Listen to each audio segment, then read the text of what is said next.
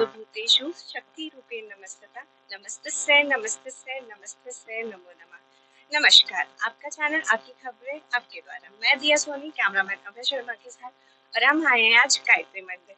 आइए यहाँ के संस्थापक से जानते हैं इस मंदिर के बारे में। नमस्कार पंडित जी, आपका नाम? मैं सुरेश कुमार श्रीवास्तव।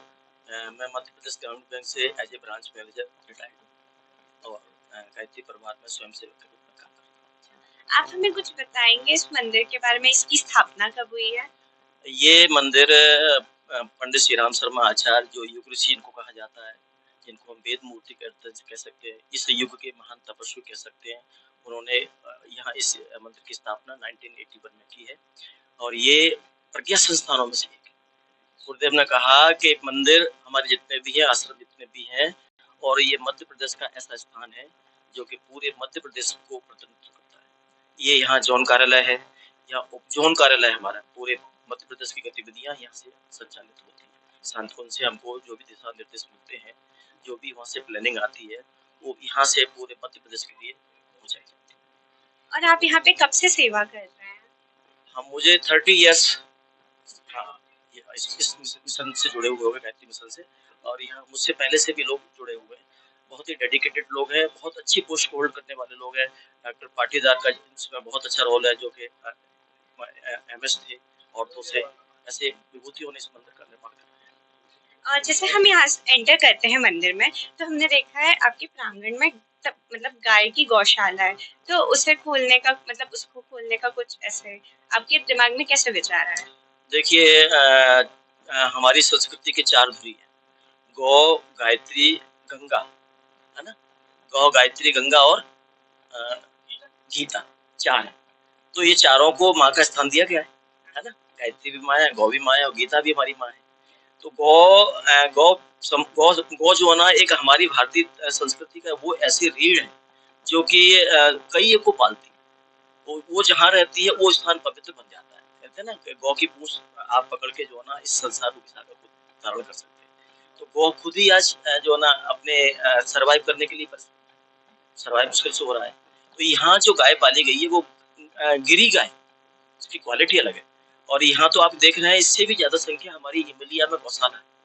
वहाँ इनके कई बाई प्रोडक्ट्स हैं, इनका दूध है बहुत एक क्वालिटी का, इनकी सेवा होती है, लोग शाम को आते हैं, इनका दर्शन करते हैं। कहते हैं कि गाय के जो पृष्ठभाग होता है उस पर हाथ फेरने से उसमें सूर्य केतु नाड़ी होती है, कई सारी हमारी बीमारियां दूर हो जाती है। गाय जहाँ बनती है वहाँ आसपास TB, diabetes, high blood pressure, heart attack, ऐसी बीमारियां उस परिकर में नहीं आए। तो आप इस गाय के दूध का और गोबर का क्या उपयोग करते हैं? यहाँ से जाता है, लोग लेते हैं। अच्छा, लोगों के हाँ, लोग लेते हैं। और गाय के उपले हम यहाँ वो बन रहे हैं, गाय से उपले बनते हैं, दीपक के उपले बनते हैं, गौकाष्ठ बनता है, इसकी बहुत डिमांड है। वो सारे आइटम ऐसे बनते हैं, जैसे थालियां बनती हैं, मूर्तियां बनती हैं। आजकल तो मोबाइल में रेडिएशन रोकने के लिए चिप बन रही है। हाँ, बहुत बड़े लेवल पर चिप की डिमांड है, बन के जाया करती है। चौकी बन रही है जिस पर मोबाइल रख दिया जाए तो उसका रेडिएशन नहीं जाता। और कुछ बताना चाहेंगे आप हमारे दर्शकों को इस मंदिर के बारे में? मंदिर के बारे में बताने के लिए बहुत कुछ है। ये हमारा प्रज्ञा संस्थान है, सांतकुंज हरिद्वार का ये केंद्र है। ये विशेष रूप से सांतकुंज के अंडर में है ना। तो यहाँ नित्य यज्ञ होता है, सारे संस्कार कराए जाते हैं, विवाह संस्कार कराए जाते हैं। यहाँ पे हमारी जोनल की पूरी यहाँ मीटिंग्स होती हैं, उसमें पूरी कार्य योजना बनती है। यहाँ जो है ना, हमारा युवाओं का प्रशिक्षण होता है। यहाँ यूथ के लिए भी अलग बना हुआ है, यहाँ नारी जागरण के लिए अलग पोर्टफोलियो बना हुआ है, यहाँ कन्याओं के लिए अलग क्लासेस चलते हैं। पीछे आप देख रहे हैं श्री राम हाई स्कूल है, एक इंग्लिश मीडियम है, एक हिंदी मीडियम है। ये चैरिटेबल बस, न्यूनतम फीस में चलते हैं चैरिटेबल बस पर। इंग्लिश में तो फीस है थोड़ी सी, लेकिन ये हिंदी मीडियम को चैरिटेबल, तो इतना बड़ा ये कैंपेन चल रहा है। और दूसरी बात, यहाँ से जो है ना, हम जन जागृति का केंद्र, हम जो धर्म का परिष्कृत रूप, वो भी वैज्ञानिक आध्यात्मवाद के रूप में, मतलब धर्म को गुरुदेव ने विज्ञान और आध्यात्म को जोड़ा है। ऐसा नहीं धर्म अफीम की गोली मान रहे और जो कह दिया बाबा वाक्यम प्रमाणम, ऐसा नहीं। गुरुदेव ने कहा उसको भी आप विज्ञान की कसौटी पर परखिए। गायत्री मंत्र बोला जा रहा है तो उसकी वैज्ञानिक वो प्रक्रिया क्या है। जैसे गायत्री मंत्र बोला जाता है तो 1,10,000 sound vibrations at a time पैदा होती है ना। तो पूरी की पूरी इस पृथ्वी को हिलाने का उसमें वो रहती है, ताकत रहती है। तो यहाँ ये सारे रिसर्च हमारे यहाँ होती है, हमारे यहाँ बस उसी लेवल का मुझे ना यहाँ से सब होता है। अच्छा, तो मतलब आप यहाँ पे लोगों को इस बारे में बताते भी हैं और जागरूक भी करते हैं।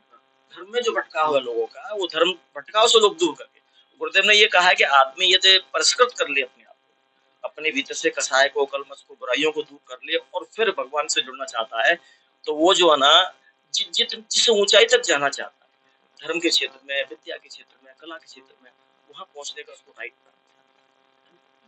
तो ये हम आदमी की बॉडी को, मेंटल स्ट्रेस को रिफाइन करने का काम यहाँ से किया। धन्यवाद, बहुत अच्छा लगा आपसे मिलकर। भाई साहब से इंटरव्यू लीजिए। नमस्कार पंडित जी, आपका नाम क्या है? मैं विजय गुप्ता, गायत्री शक्तिपीठ भोपाल। आप यहाँ पे कब से काम कर रहे हैं? मैं विगत 5 वर्षों से समयदान कर रहा हूँ यहाँ पर इस मंदिर के लिए। तो आप कुछ बताएंगे कि आपका यहाँ पे समय कैसा गया, आपने क्या क्या काम किए? मैं यहाँ पर जो है कार्यालय में सारी व्यवस्थाएं देखता हूँ। कार्यालय में हमारी गौशाला है, यहाँ पर 2 स्कूल काम कर रहे हैं, एक श्री राम हाई स्कूल है, दूसरा जो है मिडिल स्कूल है, और बहुत बड़ा जो है रसाहार केंद्र भी है। यहाँ पर जो है बुक डिपो है, जो आचार्य श्री राम शर्मा जी ने 32 पुस्तकें लिखी हैं और जो बांग्मय लिखे हैं उन सबका जो है यहाँ पे पुस्तकों का एक केंद्र है यहाँ पर, जहाँ से जो है पूरे प्रदेश में साहित्य का वितरण होता है। यहाँ पर आवास व्यवस्था भी है, यहाँ भोजनालय भी है। भोजनालय से नित्य जो है हमीदिया हॉस्पिटल 250 मरीजों का भोजन जाता है, और गाय की सेवा हेतु सवामनी बनती है हमारे यहाँ, जो कि गाय का एक पौष्टिक दलिया होता है। ये सारा क्रम जो है श्रद्धालुओं के दान से ही चलता है।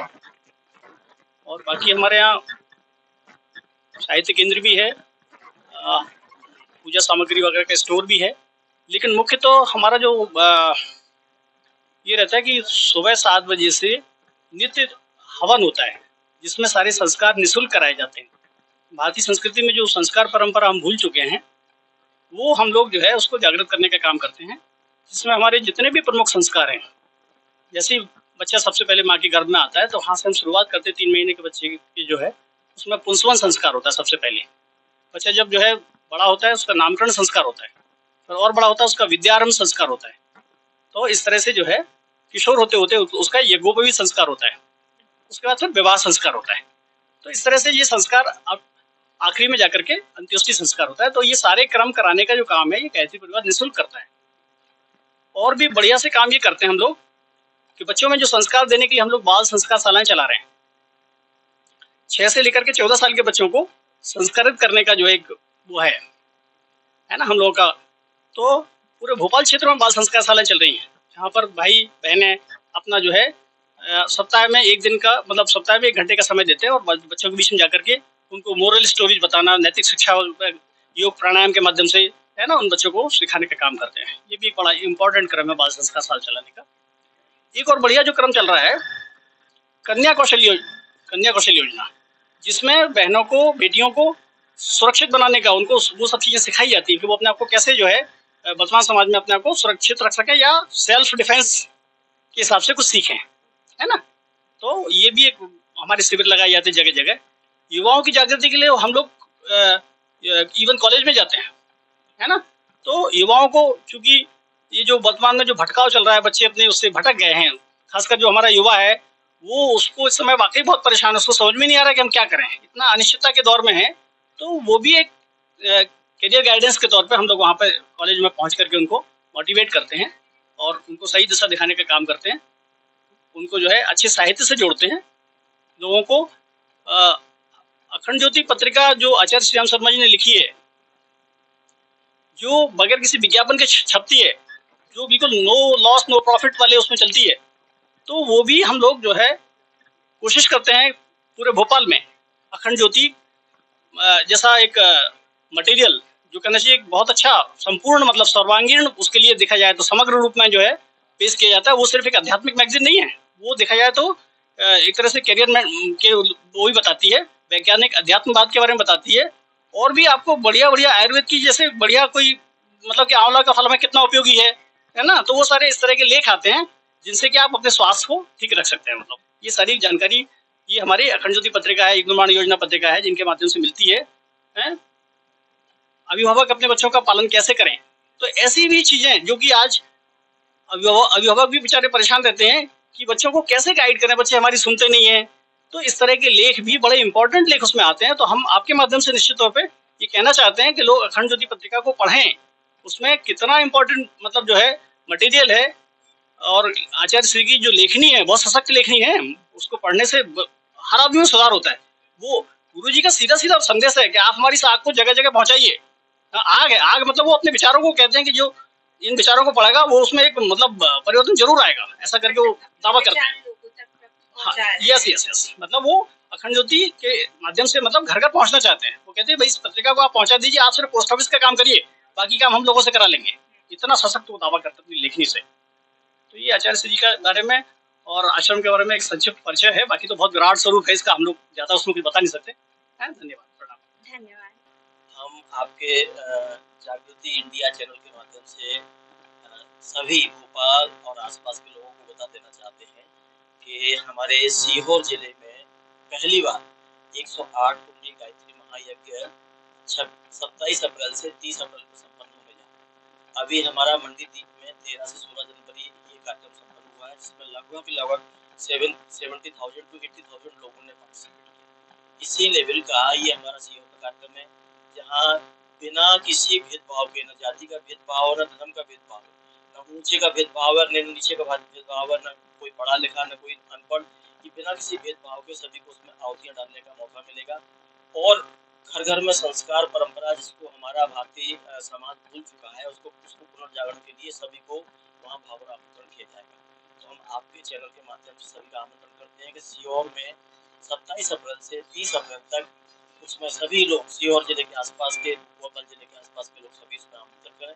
और वहीं पर जन्म शताब्दी जो कि परम पूज्य गुरुदेव श्री राम शर्मा आचार्य ने 1926 में अखंड दीपक जलाया था, वो उसको 100 वर्ष होने जा रहे हैं।